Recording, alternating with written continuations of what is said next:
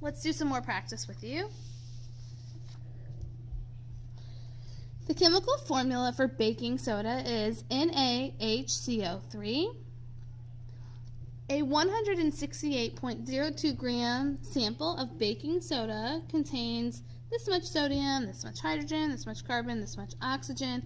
What is the mass percentage of each element? So they are asking you for 4 different answers. If this is the total mass,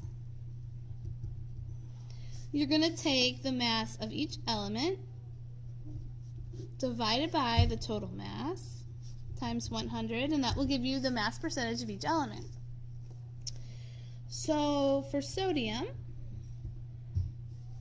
I'm going to do 45.98 divided by the 168.02 times 100, and that is, and I'm using sig figs here, 27.37% sodium.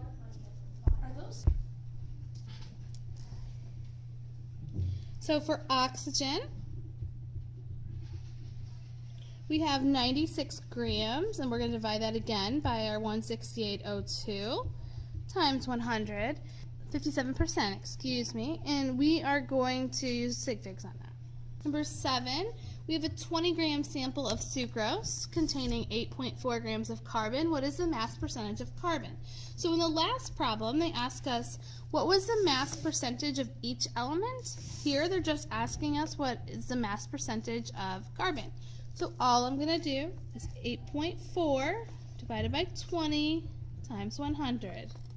And that's going to give us 42% carbon.